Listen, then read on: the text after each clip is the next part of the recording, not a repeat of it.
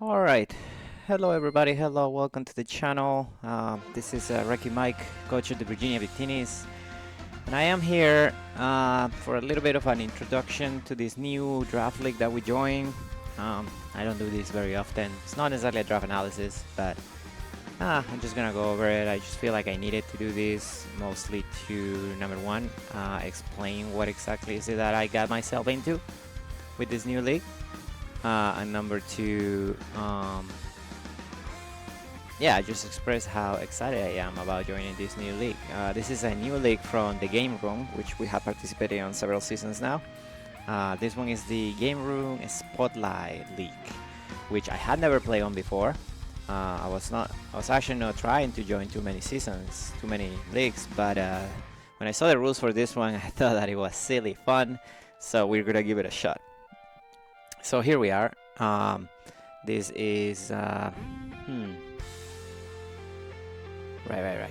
Anyways, so yeah. Anyways, this is like I said, the Game Room Spotlight. Our team is the Virginia Bikini's, and let me just show you why is it that I decided to join this league. This league is a doubles league, which is not my favorite. I prefer to play singles, obviously. At least this is a doubles BGC, which is better than doubles. I prefer to bring, do the quick show 6, bring 4 to every game, best of 3. Although I'm not the best at best of 3, but it's fine. I prefer it to having to do the doubles battles, to be honest with you. And to be told, doubles is just it opens a lot of space. It opens a lot of opportunity for silly stuff. So I like to play doubles. I just don't want to take it too seriously, because it is a little bit harder to prep, or at least a little more involved to prep than singles, in my opinion. But anyways, for the most part, this is just a standard VGC league. They're gonna be, have a pool of Pokemon that are gonna be available. I believe you had to draft 9 Pokemon. I could be wrong. 2, 4, 6, 8, 9. These go by tiers, not by points, which makes things easier for me. I just gotta look at the tier and grab something. 2 A tiers, 2 B tiers, 2 C tiers, 2 D tiers, and 1 A tier. And of course, you're gonna see like weird stuff in certain tiers, because again, this is BGC, this is no singles, so stuff like broken singles like Scrata might be on tier 2 because it's not that good, or at least it's not A tier, considered A tier on BGC. Still pretty good though. So, another thing that is fun about this league is that allows mythicals that are not usually allowed into regular BGC, so that's fun, right? Anyways, for the most part, this rule has the same rules that most BGC releases have, including these clauses like item clause, which means only 1 item per Pokemon. It also has evasion clause, no evasion shenanigans, obviously. No 1 hit KO clause, a 1 hit KO clause, meaning no, no bringing Fissure, Dondozo and stuff. And of course, only 1 Pokemon to sleep per turn. However, this is where the stuff gets interesting. The reason why this league caught my eye. This league is called Spotlight because every week the mods are going to, after the draft of course, are going to pick 1 Pokemon from the D or the E tier randomly, and it will be considered the Spotlight Pokemon for that week. Which means that everything gets added to the roster. Yeah, that means you can bring it. You can choose not to bring it. That's up to you. It's a D or E tier, so more than likely you won't want to bring it over your higher tier Pokemon. However, there is a catch for this. The Spotlight Pokemon, first of all, is for right now and for the beginning of the season, for a couple of weeks, is the only Pokemon that is allowed to Terastallize on your team. So that already makes it more enticing to bring it, right? Because Terastallization is such a broken mechanic that you might just want to bring a crappy Pokemon just because it has access to Terastallize and do silly stuff with that. At the same time, if you bring the Spotlight Pokemon, you get a reward, and depending on how many weeks you bring that, you will unlock more and more rewards. Not only you have to bring it though to the game, it actually has to touch the field. Now it doesn't have to come to both games or all 3 games. It has to come to at least one of them. At least that's my understanding. So depending on how many times you bring that Pokemon, you're gonna end up unleashing or unlocking um, rewards, and these are the rewards for the season. I assume that they are 8 weeks on the season, haven't checked, but these are the rewards that you will get for bringing the Pokemon and using it on the battle. So for week 1, you get your team earns 2 extra transactions for the season that never end, which is okay, I guess. I mean, I don't really care for the most part. Whenever I draft in these leagues, I just never make a transaction, so maybe I'll make 1 during the season. So these 2 additional transactions to the regular transactions that I have, they're not gonna affect me at all, I can tell already. But as you move on, these rewards start becoming more and more enticing. For week 2, if you bring the Pokemon on week 2, and week 3 you will be allowed to use more items on your team. Specifically, Choice Band, Choice Specs, and Choice Scarf are now available to use. I guess I didn't mention that at the beginning of the season, there is an item cost, so no Pokemon may have more than the same item, but you can only use berries, which is super interesting. Any berry available on the game, but only berries. And if you want to start using such items like Choice Band, Choice Specs, or Choice Scarf, you need to unlock them by bringing your Spotlight Pokemon to the second game, which is cool. Alright, week 3. If you bring your Pokemon week 3, or your Spotlight Pokemon week 3, your reward is going to be to unlock Terra for all D and E tier Pokemon, which is great. I mean, again, I know there's a lot of people that are fans of low tier Terra because it allows lower tier Pokemon to put in some work or put a spotlight on them. Haha, I know, funny. So yeah, if we will manage to unlock the terrestrialization on our D and E tiers, we immediately make them more valuable. For week 4, if we bring our Pokemon, we unlock more items to use on the team, such as the 20% items into boosting stuff like Expert Bell, Black Glasses, the plates, Miracle Seed, Soft Sand, all that stuff, which is, again, more diversity. For week 5, you will unlock the C tiers Pokemon from terrestrializing, which is great. Again, I guess I should mention that this league has a Terra preview, so you need to tell your opponent what the Terra types on your Pokemon are during team preview at the beginning, but before the match starts. But that's not too bad, right? For week 6, you unlock more items to use on the team. Matter of fact, you unlock all items on the game except items that are the break evasion clause, like I don't know, lax insects and all that mambo jump. So again, great item cost, but you got many more items. That being said, with 7, item clause is gone. You can use any item as many times you want. So if you want to bring 6 heavy duty boots, be my guest. So cool. And week 8, in the last week of the regular season, if you bring your Spotlight Pokemon to the battles, you get to unlock terrestrialization on all the Pokemon on your team except Terrapagos if you drafted that. Again, team preview is a thing, and then we go into playoffs, yada yada yada. There's more rules, but those are the core, the main gimmick of the season, and kind of why I wanted to join this league. So I'm like, okay, fun. That looks like fun. So let me join. Anyway, we ended up joining. We ended up getting 3rd pick overall on the draft, which is it's all right. I mean, some VGC stuff, so I don't get too happy or too upset about my spot for drafting, because again, it's VGC. I don't know how to explain it, man. Doubles is just so much different than singles, and at the same time it isn't. Anyways, for my third pick, I'm gonna draft my first Pokemon, and my first Pokemon is going to be... Wait, no, that is incorrect. Sorry, spoiler alert. First Pokemon is gonna be Floramain. Let me tell you a quick story about me and TGR and Floramain. So this Pokemon, the first time that I joined, I guess, in Gen 9 and TGR in a league, it was Mythical Mayhem. You could use a bunch of legendaries. I ended up drafting a Broken Something with Koraidon. I ended up drafting Floramain on that team because they are a very good pair. I ended up losing on semifinals to Trickroom Magirna. It is what it is, right? Happens. But we did end up winning the regular season, and it was just killer. That was a great season.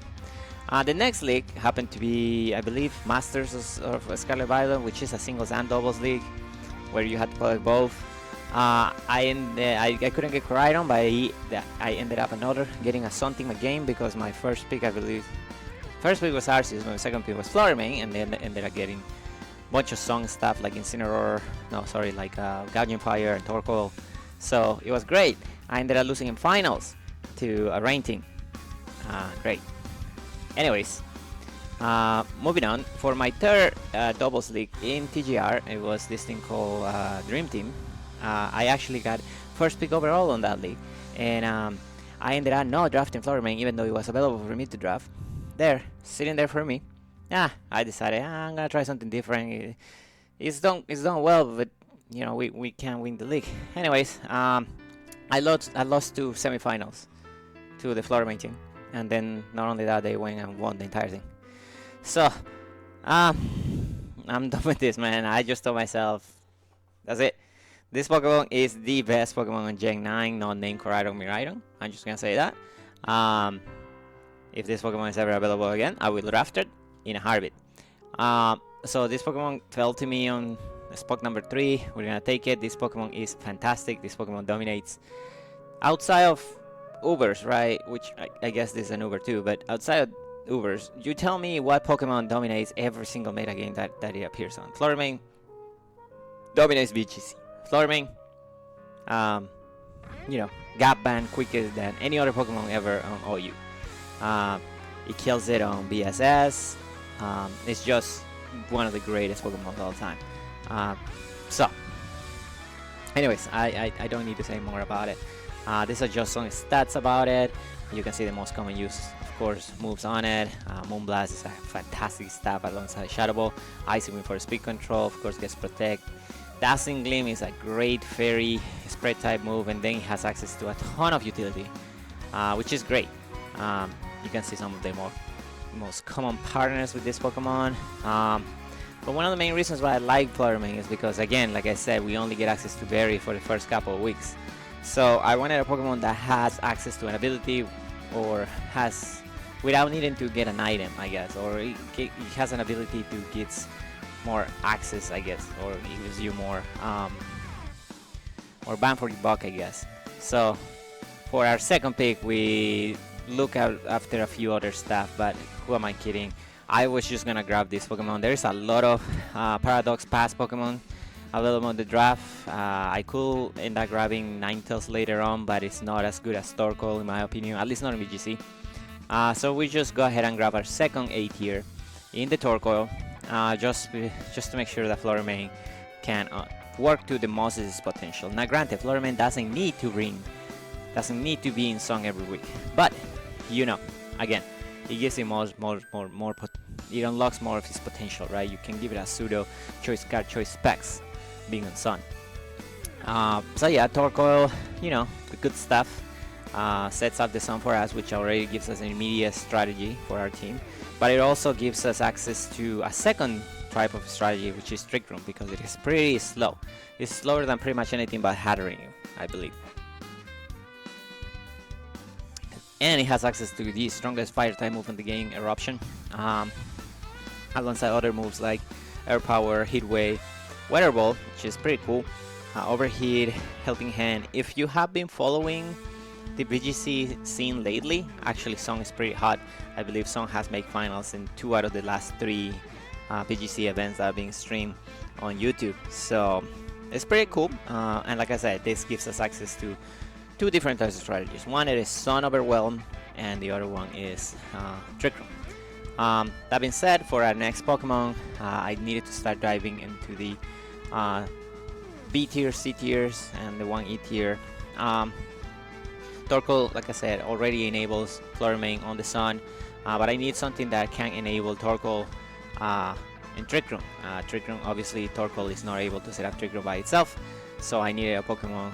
Preferably, I wanted a Pokemon that could set it up for it. So, with that said, we're gonna go ahead and grab one of low-key one of my favorite Pokemons to use in VGC ever since I started using it in the Firaphori. The main draw of this Pokemon, of course, is his ability Armor Tail, which is essentially Queenly Majesty. Prevents, you know, it prevents what you call it, priority moves on my opponent's team, which saves us from the Fake Out, which is fantastic. But it also, you know, gives us access to Trick Room, spread moves like Hyper Voice, Slicing Gleam, stuff like Psychic. I guess Helping Hand, which is always fun. I guess Expanding Force if I'm fighting like a freaking Psychic Expand team, Psychic Terrain Spy team, and again, it enables Torkoal. And this thing is so incredibly bulky that it almost never dies to one single hit. I believe the only time I ever seen it die to a single hit was to a Choice Specs Miraidon in terrain after it terastallizes. So it's very hard to knock out. So I'm very happy to grab this. For the most part, I think it's a very good pair with Torkoal. I don't know if I've seen them paired too much myself, but according to these analytics, is the second most paired Pokemon with it alongside the Ursaluna Volboom is Torkoal. So I guess we are into something. But anyways, moving on. Now that we have our pseudo Trick Room core assigned, I want to get back to the Overwhelming Sun. So I'm gonna go ahead and draft one of the Pokemon that I always wanted to draft because it's my favorite Pokemon of all time. We're gonna go ahead and get Charizard, the dragon himself, Lizardon himself. I've been seeing it lately in get more and more use on BGC and some teams. This thing is overwhelming with solar power. Without the legendaries around, it is being a monster. Very good abuser of the sun. And at the same time, you know, it gets other options like, I don't know, Dragon Pulse, Air Slash, Hurricane, Solar Beam, which is good. But realistically, this Pokemon only needs one thing, and it's this Fire Stab, right? It just annihilates things on the sun if I'm able to play it right. And like I said, I'm excited to be able to use my favorite Pokemon of all time on a team where it can actually be viable, because in the past it's only viable if you're drafting one of his Mega Evolutions for draft. But on this, it might actually work out. So very excited to draft it. And yeah. Anyways, moving on to the next one. I wasn't sure what I wanted to draft next. I think I had a very solid core. There is a Pokemon that definitely interests me in the pool, but I thought that I could wait on it. So I decided that I am going to instead go ahead and draft something that is going to complement the Charizard a little bit in Regidrago from Tier B. Oh, Charizard's Tier C, by the way, which I guarantee you people are going to regret after this season. But Regidrago, yeah, Tier B. This Pokemon, again, most like Charizard, only needs this move over here, or this move over here. But you know, this Pokemon is very much checked by Pokemon like Steel types and Fairy types, but neither of those likes facing or taking hits from Sun teams, from Fire mons. So yeah, we're gonna grab the Regidrago, and I think that it will be good support to be able to overwhelm my opponents with Charizard and Floramain. Yeah, I think they just pair relatively well. Plus, this is, in case you didn't know, Regidrago is a Charizard head. So for my next Pokemon, we're gonna go ahead and grab the Pokemon that I was about to grab before, but I decided that I could wait one more round based on what it was, and I was right. We're gonna go ahead and grab Jumpluff from the C tier. This Pokemon, again, I've been seeing it. I've been seeing Sun do a lot of good work on BGC lately, and even though Torkoal is integral to that strategy, Charizard is not necessarily the second Pokemon that is integral to the strategy, because Hisuian Typhlosion is actually very scary as well. However, the other Pokemon that is essential to the strategy is Jumpluff, because it has incredible utility. It's already super fast, but it has incredible utility with Chlorophyll and all these moves that it gets in order to mess stuff up. Tailwind being probably the most important of them all. Rage Powder gives us redirection, which is good. Sleep Powder, although slightly inaccurate, it can be, you know, terrifying for my opponents, since it can put, if you put something to sleep, it's essentially dead. So, of course, Sunny Day in case we need to set our weather manually. Leaf Storm just for stab. Encore, which is low-key incredibly threatening. In front of this thing, you might want to be careful about clicking Protect, because Encore will mess up your day. and Polypuff, which actually can help us heal our stuff, like our Dragon, for example, to do more damage or to power up that Dragon energy. So excited to get a Jumpluff into this league. I believe we dashed it before and we couldn't make it work, but I think that this season is going to do much better. Anyways, 3 Pokemon to go. These were all my A, B, and C tiers. I needed to double into the D and E tiers now. So for my D tier, I decided that I needed a little bit of fake up pressure, but at the same time, I wanted something that was physically stronger than, you know, some special attacking fake outers. Also, you know, I seem to have a lot of special offense, so I need I want a little bit more physical offense. So for our 9 pick, we're gonna go ahead and pick up Medicine, which is not bad. It's not great, but it's not bad, and it gets huge power or pure power, which is always good. It gives us access to Fake Out, which is great. Close combat, thank goodness we don't have to rely on High Jump Kick anymore. Apparently it gets Skill Swap, which could be interesting. More trick options. We got options like Sync Headbutt. We could get the tech for those in prison shenanigans, and then the Elemental Punches. This is a very niche pick, but you know, it does what it needs, and you know, it's solid. So we're happy to take it.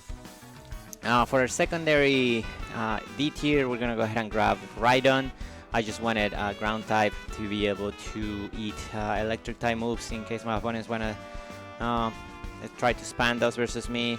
Not only that, but he also gets Lightning Rock, which, you know, redirect all electric type moves to it. So we're somewhat safe against them. It's not going to be great for the first couple of seasons until we are able to unlock all items, because it needs the Eviolite to really shine, in my opinion. But I think that, you know, in a clutch, it could be good. And it also gets access to Helping Hand, which is always good when you have a team that wants to spam, you know, high power moves, like, you know, with other Pokemon.